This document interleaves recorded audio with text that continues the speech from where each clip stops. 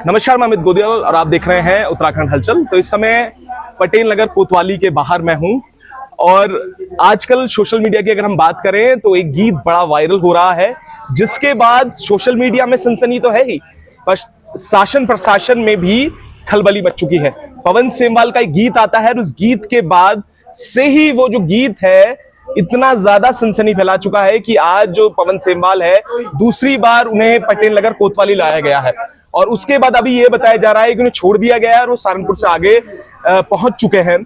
पर बहुत सारी चीजें ऐसी हैं कि गीत के बाद इस तरीके का रिएक्शन आना किस और इशारा कर रहा है? भट्ट जी, गीत तो पहले भी लिखे गए हैं, सरकारों पे लिखे गए हैं, सरकारी नीतियों पे लिखे गए हैं। इस गीत में क्या ऐसा था? क्योंकि आज एक एफआईआर हुई, उस एफआईआर को पढ़ के भी ऐसा लगा कि जिसने एफआईआर की है उन्होंने सीधे सीधे आरोप लगाए हैं कि गीत के माध्यम से महिलाओं के साथ सीधा उसे जोड़ दिया गया है। क्या कहेंगे इस पर? देखिए, बड़े दुर्भाग्यपूर्ण घटना है। उत्तराखंड का एक उभरता हुआ कलाकार पवन सेमवाल, जिसको एक गीत के कारण 2 बार गिरफ्तार किया गया।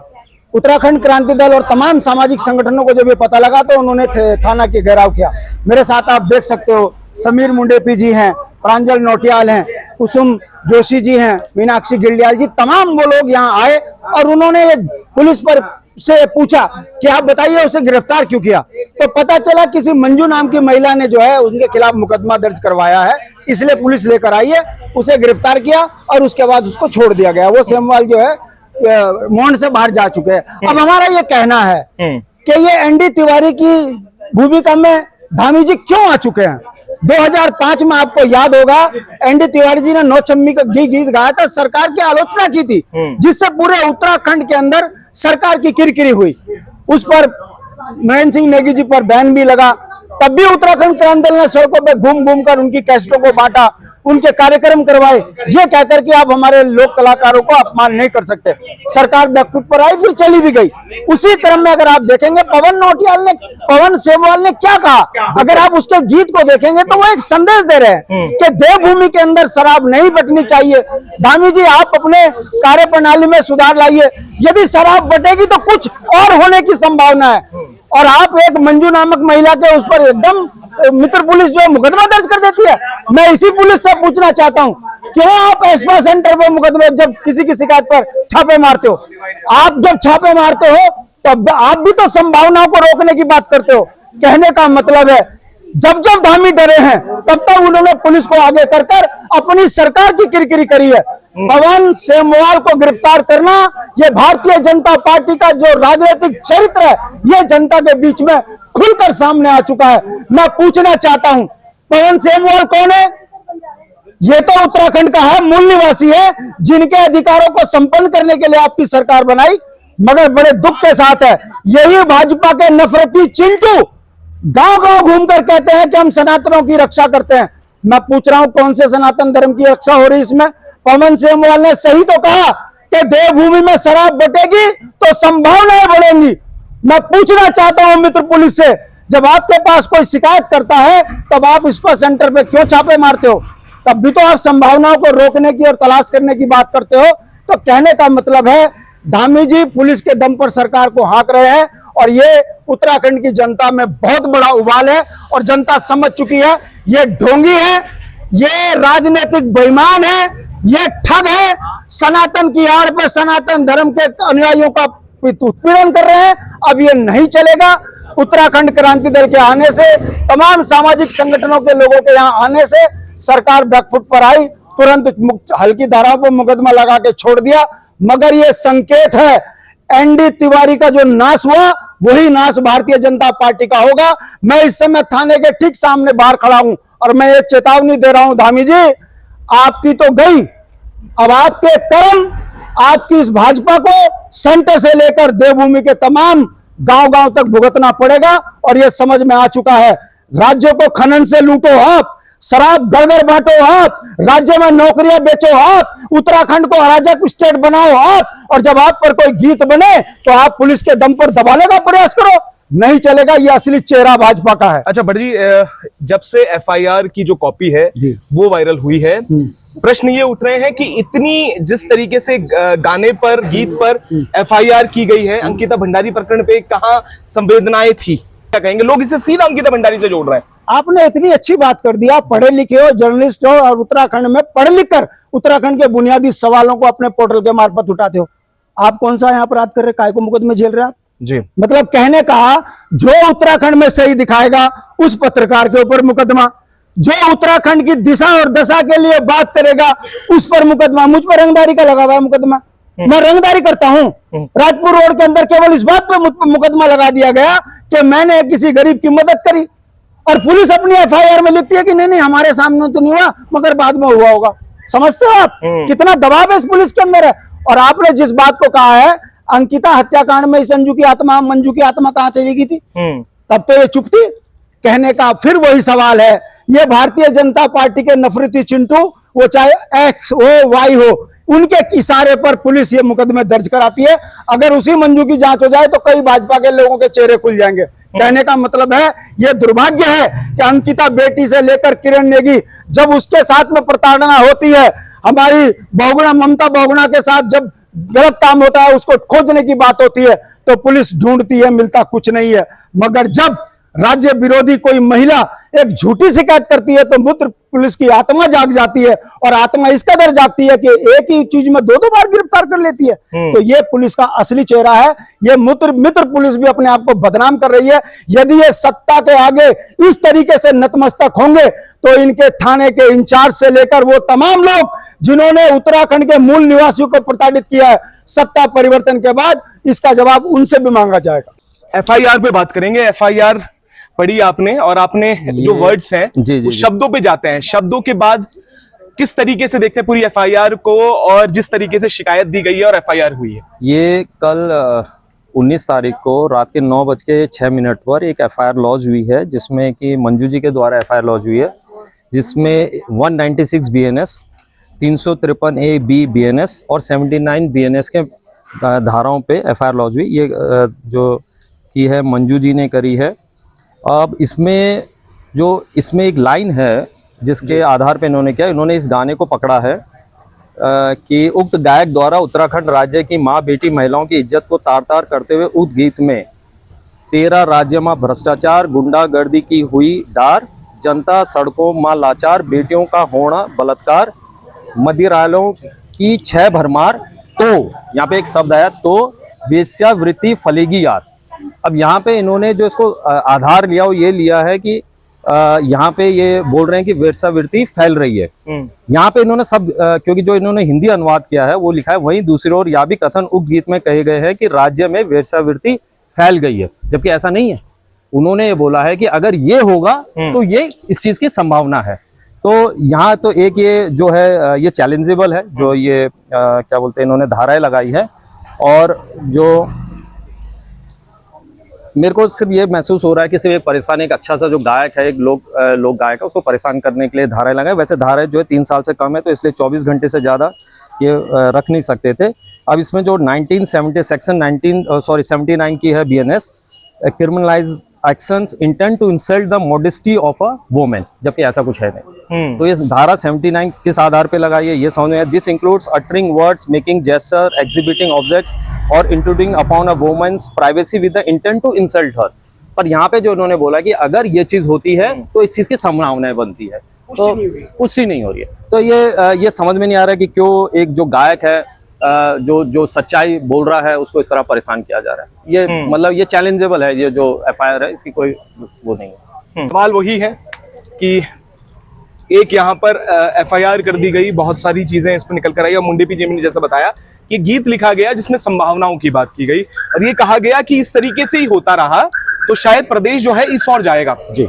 और इसी संभावनाओं को किस तरीके से एक एफआईआर बनाई गई, बुनी गई, इस पर क्या कहेंगे? और देखिए ये बड़ा दुर्भाग्यपूर्ण है। जैसे आप पहले भी देखते आए हैं, हल्द्वानी में मात्र एक मुख्यमंत्री का छोटा सा मीम बनाने को लेकर एक युवक को जिस तरीके से पुलिस ने उठाया, उसके साथ मारपीट करी और उसके परिवार को वहां पर बुलाकर बेइज्जत किया गया, ये उदाहरण सेट किए जा रहे हैं। ऐसे ही गुड़गांव में एक युवक के ऊपर जो है जिस तरीके से एफआईआर हुई और रातों रात उसे उठाकर देहरादून लाया गया और पूरी रात उसे थाने में रखा गया, और यही अब दोबारा आप देखिए कि 2 बार एक ही प्रकरण में 2 बार उनकी गिरफ्तारी हुई है। और आप देख रहे हैं ये दिखा रहा है कि सरकार किस प्रकार से डरी हुई है। छोटे से गानों से लेकर मीम तक इतना कंट्रोल सरकार जो है सोशल मीडिया पर रखना चाहती है। सरकार बिल्कुल नहीं चाहती कि आप उनकी खिलाफत करें, जबकि आप प्रदेश के हाल देखिए, खनन की स्थिति आप देखिए, पूरा प्रदेश खनन की भेंट चढ़ चुका है। आपने देखा जिस तरीके से खड़िया खनन चल रहा है बागेश्वर में, जिस प्रकार से नदियों का खनन यहाँ पर चल रहा है। आप भ्रष्टाचार में देखिए, भ्रष्टाचार का स्थिति ये है कि विजिलेंस चीफ को इस्तीफा देना पड़ा उस भ्रष्टाचार के पूरे मामले में। जिस तरीके से वो आईएसबीटी चौकी का मामला आपने सुना होगा, मतलब इतना प्रेशर बनाया गया कि उन्हें इस्तीफा देना पड़ा। और जिस प्रकार से पूरे इस प्रदेश में महिलाओं की स्थिति हो गई है, 2018 से जो आंकड़े लगातार जो है वेबसाइटों पर अपडेट हो रहे हैं, 11 मतलब दहाई आंकड़े में जो है जिस प्रकार से महिलाओं के खिलाफ अपराध जो है बढ़ रहे हैं, जिस प्रकार से जो है हिंसा इस प्रदेश में महिलाओं के खिलाफ बढ़ रही है। अब देखिए लगातार स्थिति जो है प्रदेश की बद से बदतर होती जा रही है। और पकड़े कौन जा रहे हैं, थाने कौन लाए जा रहे हैं, परेशान किन्हें किया जा रहा है, जो इनके खिलाफ आवाज उठा रहे हैं, गाने बना रहे हैं, सोशल मीडिया पर जो है लोगों को जन जागरण का काम कर रहे हैं। उन लोगों को पुलिस गिरफ्तार करके इस तरह से उदाहरण सेट करना चाहती है कि अगर सरकार के खिलाफ कोई आवाज उठाएगा उसका हाल ऐसे किया जाएगा। आप एफआईआर देखिए, पहले तो आप गाने के बोल देखिए, उसका मतलब जो एफआईआर में निकाला गया है बस ये कहा गया है कि अगर जो है शराब इसी तरीके से बढ़ती रही, और आप देख रहे हैं शराब की स्थिति क्या है, पूरे गली मोहल्लों में दुकानें खोल दी गई हैं, और जो ठेके के उसमें नियमावली में नहीं आ सकती उसे मॉडर्न शॉप खोल दिया गए हैं। ऋषिकेश के बीच में, हरिद्वार में, सब जगह आसपास के इलाकों में जो है शराब जिस तरीके से लगातार बढ़ती जा रही है, उसका चलन बढ़ता जा रहा है। उस गाने में यही कहा गया है कि इसी प्रकार से जो है प्रदेश में महिलाओं के जो अस्मिता है उस पर आंच आने का एक संभावना है। लेकिन आपने जो है वो एफआईआर में इस तरीके से दर्ज किया है जैसे उन्होंने डायरेक्टली कहा है कि वेश्यावृत्ति बहुत बढ़ गई है इस प्रदेश में, जो कि एक सच्चाई भी है। महिलाएं यहाँ गायब हो रही हैं। अंकिता भंडारी हत्याकांड आपने देखा, तो लोग जो है किस प्रकार से उस आंदोलन ना होता तो शायद वो सजा भी उन लोगों को नहीं हो पाती अगर हम सरकार के ही भरोसे रहते तो। और अभी तक भी जो है वीआईपी का नाम नहीं आया। रेणु बिष्ट ने वो जो है पूरा बुलडोजर से उस बनंतरा रिजॉर्ट को गिराने की कोशिश करी, उनके ऊपर कोई एफआईआर नहीं हुई है। और एफआईआर किसके ऊपर हो रही है? गाना बनाने वाले जो है, जन जागरण करने वाले पवन सेमवाल जैसे लोगों के खिलाफ एफआईआर हो रही है। स्थिति बहुत जो है दुर्भाग्यपूर्ण है प्रदेश की। अगर लोग अभी भी एकजुट एकमुट होकर जो है सरकार के खिलाफ जो है आवाज नहीं उठाते हैं तो आने वाले समय में हमारे ये पहचान का अस्तित्व है, हम अपनी पहचान खो बैठेंगे और ये सरकार हम जो है दिल्ली से चलने वाले दलों की भेंट चढ़ा देंगे। महिला भी है और इसी के ऊपर बात भी की गई है कि महिला की मॉडेस्टी के ऊपर बात हुई है कि महिलाओं को अपशब्द कहे गए हैं और इस पूरी एफआईआर में जो लिखा गया, क्या कैसे देखते हैं, क्या लगा इस गीत को सुनकर? आपने भी सुना होगा और गीत वायरल भी हो रहा है, उसमें जो शब्द हैं वो भी सुने होंगे। क्या लगता है कि क्या इससे महिलाओं का अपमान हुआ है? इस गीत में कुछ ऐसा लिखा गया है जिससे सीधा कनेक्शन महिलाओं का है? देखिए, सबसे पहले मैं आपको ये बता देना चाहूंगी कि 2 दिन पूर्व भी पवन सेमवाल भाई को गिरफ्तार करके यहाँ नेहरू कॉलोनी थाने में लाया गया था, जिसपे जो है थोड़ा वार्ता के बाद उनको वापस छोड़ दिया गया। उस वक्त भी गीत के शब्द यही थे, बिल्कुल। और आज 2 दिन बाद जब उन्हें फिर से गिरफ्तार करके लेके आए तो भी गीत के शब्द वही हैं। लेकिन 2 दिन पहले इन्हें नहीं पता था कि उसमें ये शब्द भी हैं, क्योंकि 2 दिन पहले उनके पास जब कोई आधार नहीं बना एफआईआर दर्ज कराने के लिए, तो फिर आज उन्होंने क्या किया कि उसको उन्होंने मिस इंटरप्रिटेट, जिसे हम कहते हैं, लॉ में हमारा इंटरप्रिटेशन एक्ट पूरा होता है जिसमें कि किसी शब्द की व्याख्या अलग अलग तरीके से किस प्रकार से की जाती है। तो वो उत्तराखंड में व्याप्त बलात्कार कहें या यहाँ पर शराब माफिया जो है किस प्रकार से फल फूल रहे हैं और किस प्रकार से यहाँ वेश्यावृत्ति बढ़ रही है, उस पर उन्होंने यहाँ की वर्तमान स्थिति उस गाने में जो उन्होंने बताया। लेकिन मैं खुद एक महिला होने के नाते बहुत स्पष्ट तौर पर यह बात कह रही हूँ कि उस गाने में जो भी शब्द इस्तेमाल किए गए हैं वो बिल्कुल भी गलत नहीं है, क्योंकि देवभूमि उत्तराखंड में इस प्रकार की घटनाएं जो है आम हो गई है। और अभी बात करें हम हरिद्वार में भाजपा एक नेत्री मोनिका शर्मा जी की, किस प्रकार से उन्होंने अपनी नाबालिग बेटी को इसी धंधे में धकेल दिया था, तब क्या इन लोगों की आंखें बंद थी? तब इन्होंने देखा नहीं कि यहाँ पर जो है इस पर मुकदमा दर्ज किया जाना चाहिए। और तो और हद तो तब हो गई जब जेल में भी उसको वीआईपी ट्रीटमेंट दिया जा रहा था और अंतर्राष्ट्रीय योग दिवस पर सम्मानित भी उस नेत्री को किया गया। हम यहाँ और भी बात करें, हम चाहे हाईवे के वीडियोस की बात करें या यूपी में बहुत सारे भाजपा नेताओं के ऐसे वीडियो सामने आए हैं, तब क्या इन्हें नहीं दिखाई दिया कि इन पर मुकदमे दर्ज किए जाने चाहिए? और आज जब हमारा एक उत्तराखंडी भाई यहाँ की व्यथा को अपने गाने के माध्यम से पूरे समाज में बता रहा है तो उस पर तत्काल ये मुकदमा दर्ज कर देते हैं। ये तो बिल्कुल तानाशाही इसे कहेंगे। सरकार को जब लगा कि हम इस गाने को नहीं रोक पा रहे हैं तो उन्होंने जो है एक महिला मंजू नाम की, जो कि ये पटेल नगर यहीं कहीं उन्होंने उसका एड्रेस दिखाया है, क्योंकि मैं इसी क्षेत्र में यहाँ रहती हूँ। तो ऐसी कोई महिला अभी तक हमारे संज्ञान में नहीं आई है। तो एक फ्रॉड करके एक इन्होंने FIR जो है दर्ज करवा दी कि इसमें महिलाओं पर अभद्र टिप्पणी की गई है, किंतु इसमें महिलाओं पर अभद्र टिप्पणी नहीं की गई है। मैं भी एक महिला हूँ। इसमें समाज में जो अभी हो रहा है, समाज में जो व्याप्त बुराइयां जो इस वक्त हैं उत्तराखंड में, उस पर उन्होंने जो है अपनी चिंता जाहिर की है। मैं साधुवाद देना चाहूंगी पवन सेमवाल को कि उन्होंने कितनी मजबूती से यहाँ की इन बुराइयों को जनता के सामने लेके आए हैं, और वो गाना बहुत वायरल इसलिए हुआ भी है। और सरकार का ये डर था कि कहीं ऐसा ना हो कि एक नया जन आंदोलन सामने आके खड़ा हो जाए, उसे दबाने के लिए उन्होंने इस प्रकार का जो है FIR दर्ज की है। और साथ ही जो है भाई पवन सेमवाल के संवैधानिक जो हमारा मौलिक अधिकार है भाई का, जो हमारा अनुच्छेद 19 में अभिव्यक्ति की स्वतंत्रता है, अगर उसे पढ़ा जाएगा उसमें एक एक शब्द लिखा हुआ है कि प्रत्येक जो भारत का नागरिक है उसको राजनीतिक तौर पे, सामाजिक तौर पे और आर्थिक किसी भी तौर पे अपनी अभिव्यक्ति की स्वतंत्रता होगी, चाहे वो उसे मौखिक माध्यम से, लिखित माध्यम से, या वो किसी अपने सोशल मीडियम के माध्यम से, और भले ही कलाकृति के माध्यम से भी समाज में आगे लेके आ सकता है। उसकी जो है इस पर गिरफ्तारी नहीं की जाएगी। उसके बाद भी उसके संवैधानिक जो है अधिकार का उल्लंघन किया गया है। मेरा देवभूमि की जनता से अपील है कि यदि आज आपने उसके लिए साथ खड़े नहीं हुए और गलत के खिलाफ आवाज नहीं उठाएगी, तो इसी प्रकार सरकार आपको घरों में बंद कर देगी, और तब आप ये नहीं कह पाएंगे कि ये गलत हो रहा है, ये गलत हो रहा है। तो ये वक्त आ गया है जब आपको अपने घरों से बाहर निकलकर अपने देवभूमि उत्तराखंड के लिए, देवभूमि के लोगों के लिए आपको आवाज उठाने के लिए बाहर आना पड़ेगा।